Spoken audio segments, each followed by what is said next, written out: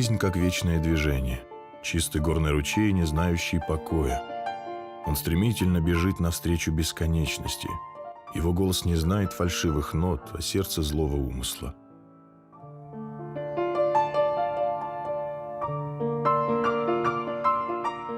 Для Феликса Алборова Василий Иванович Абаев был не просто кумиром, которого он лично знал, но он его считал еще выше, чем гений.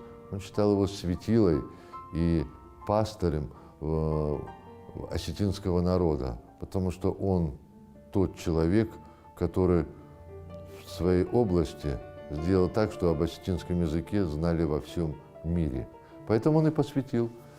Потому что, вы же знаете, вот мелодия этого экспромта, это мелодия, по которой все сразу узнают, что это музыка Феликса Шаловича.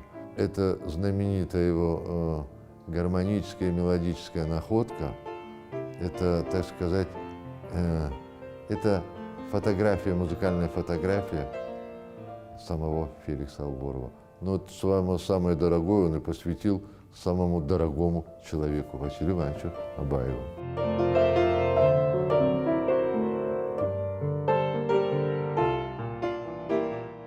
У Василия Ивановича были свои светила на небосклоне. И наука сияла ярче остальных. Она была его музой, верной спутницей. В ее храме он познал священную истину и смог дотянуться до корней тысячелетия. Он оригинален, как ученый. У него есть особые качества. Они связаны с тем, что он за 80 лет беспрерывной научной деятельности всегда оставался объективным. Абсолютно никакие изменения общественной атмосферы, в том числе и политической, не могли конъюнктурно повлиять на его самостоятельность как ученого. Он в этом смысле был просто по-рыцарски предан прежде всего науке. Он академик Восточной британской академии. Он один из самых уважаемых людей в финно-угорском научном обществе. Я не встречал этот термин, но я его сегодня готов задекларировать, так сказать, и запатентовать, что мы можем говорить о Абаевской школе языкознания. Так кто же он, Василий Иванович Абаев? Можно ли его объять, разгадать, объяснить? Наверняка можно сказать одно – он занимался любимым делом, а значит, был счастливым. В 18 лет Василий Иванович преподавал осетинский язык в родной школе в селении Коби. За плечами уже была Тифлисская классическая гимназия, где он впервые четко услышал внутреннюю гармонию языка. С тех пор прометеевские сны не давали покоя будущему ученому. Вот в интервью он говорит, что я всегда хотел стать филологом. Из-за эти направления ему дали в Ленинградский технический вуз. Но любовь к языку кто привил ему? Конечно же, мама. Университет я закончил с большим успехом. Нет. Но я потом, значит, должен был извиняться перед теми, кто меня из Осетии послал. Нам, говорит, инженеры нужны, а вы, говорит, пошли в это, филологию. Его поезд Петроград двигался практически на ощупь, сквозь голод и разруху, которую оставила за собой гражданская война. Но судьба была благосклонна. Васо часто вспоминал студенческие годы, не очень сытые годы. Наш студент голодным как-то завернул в гостиный двор. Привлекал и запах мяса, и мелькающий топор. Опытный мясник увидел, юноша совсем не вор. В долг поверил, мясом сытый был Васо с тех самых пор. Я ему, конечно, эти вирши читал, он смеялся, хохотал, ему нравилось это. Кое-что он и сам добавлял туда. И вот я постепенно втянулся в университетскую жизнь, завел знакомства среди студентов, среди преподавателей и стал присматриваться, чем живут они, чем живет вообще петроградская интеллигенция, какими заботами. Эти худые, изможденные, тощие люди, в них кипела ключом интеллектуальная и духовная жизнь. Казалось, что они все прониклись евангельской истиной. Не хлебом единым живет человек. Литературные и философские кружки 20-х годов – одна из любимых страниц орнамента прошлого. Студент Петроградского университета Василий Абаев не пропускал ни одной встречи. Крамольные строки, революционные порывы, громкие расстрелы и самоубийства. Интеллектуальная жизнь на изломе эпох бурлила, как вулкан Везувий накануне гибели Помпеи. Поэма «12» – это отклик Блока на Октябрьскую революцию. Так идут державным шагом. Впереди же с красным флагом, легкой поступью над южной, снежной россыпью жемчужной, в белом венчике из роз впереди Иисус Христос. А на философских собраниях самые горячие споры вызывали труды Шпенглера, Фрейда и, конечно же, Эйнштейна. Василий Иванович выделял научные работы немецкого физика. Теория относительности Эйнштейна изменила вектор развития философской мысли. Каждому было ясно, что теория относительности имеет не только физическое значение, а имеет большое философское значение. Потому что она, эта теория, ставит под сомнение даже абсолютность таких категорий, как пространство и время. Петроград 20-х сформировал мировоззрение Василия Ивановича. Молодежь, очарованная революцией, стремилась к царству света и свободы. В реальности все складывалось иначе. Если бы в эти годы в Петрограде жил великий философ Платон, то ее выслали бы за границу как идеалист. Вообще создалась такая, я бы сказал, парадоксальная ситуация. Многие выдающиеся представители русского народа, русской культуры, горячо любившие Россию, такие как писатель Бунин, философ Бердяев, композитор Рахманинов, певец Шаляпин, актер Михаил Чехов, вот эти такие сливки, можно сказать, русского народа, русского общества, они оказались за границей. Век волкодав погубил многих коллег Василия Ивановича. Среди них и Алексей Аркадьевич Синягин. Его потерю Абаев переживал всю свою жизнь. Я считаю, что это один из самых выдающихся людей, каких я вообще встречал. Это мощный интеллект, который работал неустанно, неутомимо.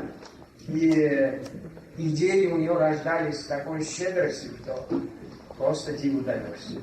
В то же время это был очень добрый, отзывчивый человек. Я вообще очень ценю вот такое сочетание. Сильный интеллект и душевная щедрость и доброта. Их объединила идея исторического дуализма. Оба верили, что народ – представители светлого начала, а государство – темного. Вы знаете, я считаю, что вообще в мире две силы враждуют между собою. Добрая и злая. Значит, божеская и дьявольская. И вот, когда одолевает дьявольская, тогда начинается всякий распри, вражда, война. А когда одолевает светлая сила, божеская, тогда наступает мир. Вот я старался всегда на стороне вот этой доброй силы, хоть что-то, хоть чем-то способствовать тому, чтобы был мир. Отношения с властью у Василия Ивановича были непростыми. Баловень судьбы. В сталинское время ему удалось практически невозможное – сохранить жизнь и при этом не поступиться собственными принципами. Достоверно известно, что все работы, которые выходили в период вот жизни Сталина, все работы Абаева он читал, он был с ними знаком. Иосиф Виссарионович Сталин стал большим ученым в языкознании. Вот. Ну, он действительно разбирался в языкознании, нельзя этого говорить, но Василия Ивановича как Василий Иванович мог признать в нем своего коллегу и так далее. То есть у него проскальзывали какие-то нотки, и все боялись, зная вот эту социальную всю кухню, все боялись за него, и все хотели, чтобы он признал Иосифа Виссарионовича Сталина великим ученым. А вас не признавал его таковым в своем сообществе. И все думали, что уже все, пропал Васо, и так его просили, и так, он все равно ничего. И тем не менее его буквально в то время, когда Магомед Исаев, его ученик, уже с ним готов был попрощаться, что его вот-вот арестуют или что-нибудь еще, он в это время его назначают заместителем директора Института языкознания здесь, в Москве. Свою первую научную работу Василий Иванович напишет на 4-м курсе. Молодой ученый уложил на лопатки титанов осетиноведения прошлого, ни много ни мало открыв закон ритмики осетинской речи. Круг его интересов расширялся день ото дня, а вместе с ним и незаурядный талант лингвиста. Здесь он работал в те поры, 44-45 год, я точно не могу сказать, но 2 года здесь он находился. Фотографии даже сохранились и так далее. Уже вот тогда начался подъем, начало обратили внимание уже на нартовский эпос. Шла Великая Отечественная война, а наши люди собирали нартовские сказания в селах и в ущельях Осетии, на севере и на юге. Это просто феноменальное явление. Понимаете, Великая Отечественная война идет, а мы здесь еще занимаемся сбором своего фольклорного материала. Он был в центре именно подготовки именно нартовских сказаний. И главная заслуга заключается в том, что он и подготавливал тексты, принимал участие в подготовке и так далее, в редактировании. И одновременно вот эти годы он издал свой знаменитый нартовский эпос. В 1945 году отдельная книга вышла в «Известиях» 10-го тома. И вот этот нартовский эпос произвел целую революцию именно в нартоведении. Основная моя научная, так сказать, струнка – это история, историзм. И все, что льет воду на историю, это мне ценно.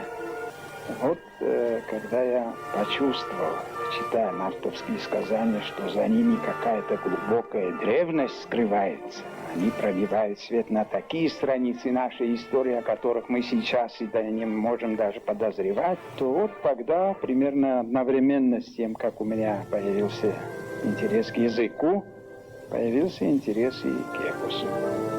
Очень люблю фразу из нартовского эпоса: «Лучше славная смерть, чем бесславная жизнь». Собраны все письма Жоржа Дюмезиля к Абаеву и абаевские письма к нему. Это просто, когда читаешь, просто как художественное произведение. Эпистолярное наследство имело свою особенную прелесть такую. Этих людей связывала великая дружба. Не будь трудов основательных, фундаментальных трудов Василия Ивановича Абаева, сегодня бы мы еще больше спорили, мы аланы, мы скифо-сарматские племена или нет. Многолетняя переписка Абаева и Дюмезиля лишь однажды увенчалась личной встречей. Во Франции ученые пожали друг другу руки. Безусловно, железный занавес значительно сузил круг общения с иностранными лингвистами. Но пасовать перед трудностями было не в характере Василия Ивановича. Жизнь научила работать в любых условиях. Вы даже себе не можете себе представить, насколько это было трудно даже в западных условиях собрать этот весь материал. А ему, в общем, будучи практически отрезанным от контактов с другими иранистами вне Советского Союза, тогда найти все эти публикации, их полностью переработать и понять и обосновать всевозможные осетинские этимологии, это действительно был просто научный подвиг. Во время научной экспедиции по Осетии Василий Иванович собирал не только нартовские сказания. Он исследовал разные жанры фольклорного творчества осетин, народно-героические песни привлекли особое внимание ученого. Однажды он меня спрашивает: «Юрий, ты знаешь такую песню? Ахсарался вторнал хатсы, уйдам вазалы тахаю, ахсавмал хоссагнал хатсы, уйдам варзона тахаю». Ну, я говорю, эту песню знают все. А почему 2 и 4 строки не рифмуются? Ну, я нашел только одно объяснение. В народной песне рифма не обязательно. Это его не удовлетворило, он говорит, но ведь в других строках есть рифма. И он говорит, в аланское время, то есть до XIV века, осетинское «о» перед носовыми было представлено в виде «а». То есть, если взять, например, аланскую топонимию в Балкарии Карачая, то мы там не найдем «ком», в смысле ущелья, там только «кам». Мы там не найдем «дон» в значении «река», там только «дан». Это черта аланского языка, и только после XIV века это «а» аланское перед носовыми перешло в «о». И он говорит, а если вот здесь вместо «уарзон» поставить «уарзан», то рифма появляется, и она полностью. Его внимание к таким мелочам, конечно же, было очень интересно, оно дорогого стоило. И вот благодаря этой мелочи он сумел датировать эту народную песню. То есть она появилась не в XIX, не в XVIII веке, она появилась как минимум в XIV, а может быть даже раньше. В языке выявляется душа народа, раз. А второе, язык позволяет проникнуть в очень глубокие эпохи нашей истории. История и отражение национального духа. Вот те качества, которые я ценю в языке. Осетиноведение и Нартиаду великий Василий Иванович поднял на такую высоту, что нынешнее поколение ученых и будущее должны очень постараться, чтобы эта высота сохранилась. Первое, что нужно для народа, это словарь. Если нет словаря данного языка, то как познакомить и другие народы с этим языком? Я старался включить остинский язык в мировую науку. Он включил остинский, ему это удалось сделать. Около 300 научных работ вышли из-под пера Василия Ивановича. Монографии, статьи, эпохальный историко-этимологический словарь осетинского языка. Великий труд великого ученого. В нем отражен незаурядный стиль, творческое обаяние, живой и проницательный ум автора. Возможно, Василий Иванович стремился вырваться за пределы обыденного мира, но ясно одно – свои работы он писал не для себя, а для осетинского народа. Нехитрая истина из «Алых парусов» Грина была близка Василию Ивановичу. «Сделай чудо другому, новая душа будет у него и новая у тебя». I would say that Abayev really contributed, to linguistic science, and Abayev has left two really major contributions, in my opinion. One is that he has really put the Ossetic language on the map, not just of general linguistics. Now there is a new generation of Russian scholars who are looking at things like the syntax, right, of Ossetic. It's fair to say that he is a sort of national icon, not just for his small nation, for Ossetia and Ossets, but really also on the level of Russian and Russian language scholarship. Он писал очень красивым и своеобразным русским языком. Несмотря на то, что я в основном читал научные работы очень часто являются немножко суховатыми стилистически. А у него очень красивый своеобразный язык. Может быть, это зависит от того, что он, как родом осетин, вносил в русский язык такие черты кавказские или иранские своего собственного языка. Это меня всегда удовлетворяет, даже не только по содержанию, но и по форме. Тяга к культуре должна сохраниться обязательно. А культура включает язык, литературу, фольклор. Вот всеми этими вещами, особенно язык, фольклор и литература, должны заниматься молодые люди. Иначе может это заглохнуть. Скажем, есть русско-осетинский словарь. А почему нет англо-осетинского? Это уже не я буду составлять, а более молодые люди. Я понял, что это очень важная задача, которую кто-то должен решить. потому что на сегодняшний день, вот при всех достоинствах, словарь недоступен по-английски, он, в общем-то, толком не оцифрован, если мы говорим о возможностях там, поиска, использования его как базы данных и так далее. То здесь нужно провести работу не только по переводу, но и вообще по конвертированию этого словаря в какие-то более современные формы, чтобы он был доступен онлайн, чтобы можно было там искать разного рода информацию, чтобы это все было размечено и так далее. И поэтому, когда я это брался, я думал, это будет перевод. В итоге это оказался целый масштабный проект, в общем-то, по созданию базы данных по осетинской лексике. Лекции Абаева студенты не пропускали. Василий Иванович умел произвести впечатление. Неудивительно, что его курс посещали коллеги и даже студенты других московских вузов. Он был интеллигентным, тактичным, но в то же время неожиданно неуступчивым и твердым педагогом. Лекцията ерновта козарунтинг цемедисон удест уедуи удзани софтават зеген уардена хосумем восой лекции там цедесте фасорентедер восой лекции там цедесте гурзого хортедер ахорте сахадек Este sahi коллектив чиудиме востоковедение института кушета чиудесте удундерам тенгорахцесте лекции телботтесте удундер аспирантиме. Занятия длились где-то около часа. После этого у него был ритуал. Он доставал кулек с конфетами и раздавал всем присутствующим, угощал. Вот. Ну и после этого начинались беседы. Он очень любил говорить на политическую тематику. Есть такой образ в персидском фольклоре – Симург. Она одним глазом видела прошлое, а другим глазом видела будущее. Василий Иванович очень хорошо разбирался в настоящем, но он одним глазом видел прошлое. И это давало ему возможность анализировать то, что происходит вокруг.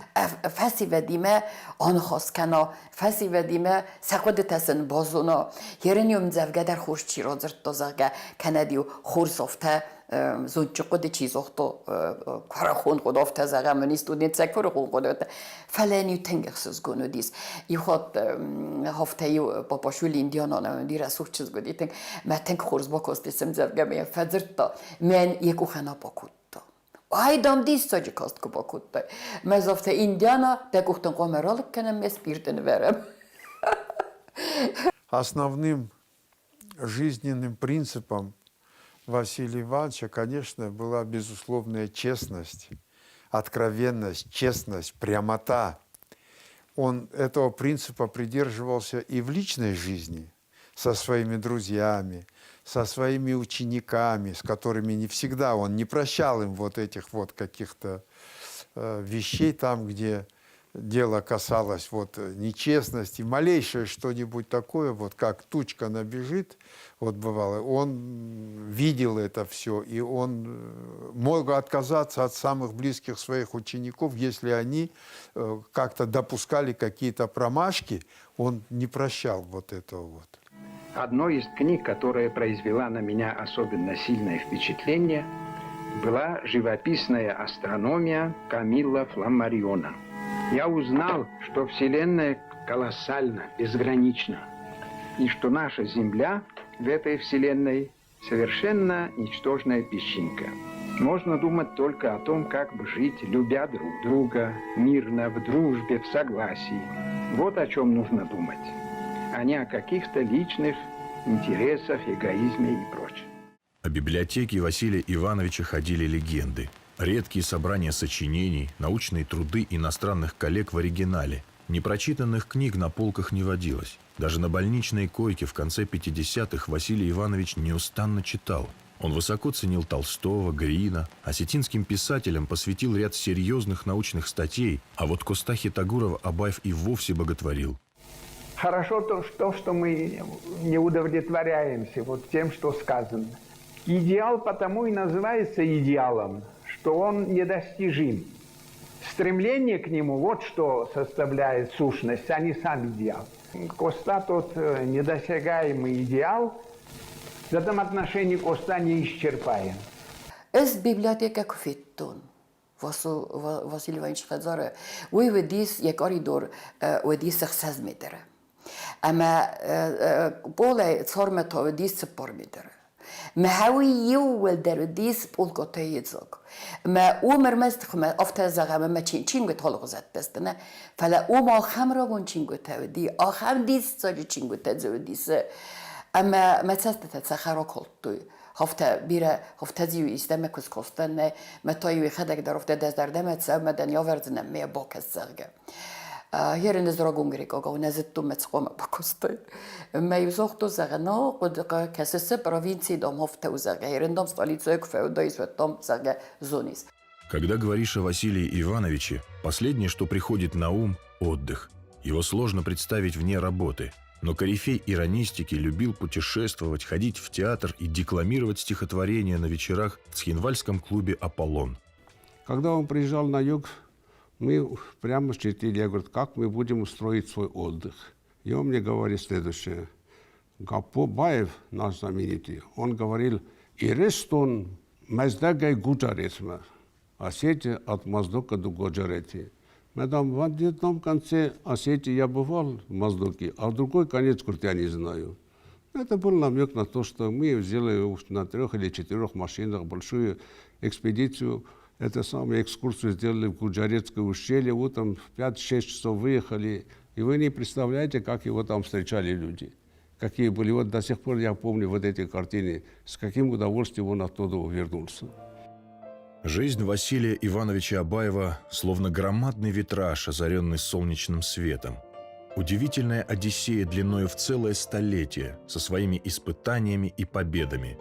Его пронзительный пример искренности, трудолюбия, доброты и веры в свою мечту трогает до глубины души и сегодня. В научном наследии Василия Ивановича очень много кавказоведения. Он не только уважал другие народы, языки других народов, что тоже очень важно для настоящего ученого, но он много сделал для научного осмысливания истории Кавказа и языков. Он и является отцом завершения истории осетинского языка и истории осетинского народа тем, что длительное время существования осетинского народа, начиная от Алании до сегодняшнего названия Осетина-Алания, это все было сделано при его участии. Это имеет важное научное значение. Не национальная доктрина стояла во главе его вот этих вот побуждений и так далее. Он к истине стремился. Совокупность черт, характеров героев нарских сказаний, начиная от Батраза, Шердона, Хамыса, Сослана и так далее, вот в совокупности это Василий Иванович Абаев. Я думаю, что он отдавал должное тому, что он уже сделал. Мне кажется, что он последние годы своей жизни, он отдыхал от своих трудов. Я занимался своим любимым делом, без всяких претензий на какие-либо почести или признания. Это была моя жизнь. И хвалить меня за эту работу или чествовать, это все равно, что чествовать птицу за то, что она летает. Эта работа сделана для Осетии, хотя она широко используется всеми специалистами, но я ее делал именно как осетин и для Осетии.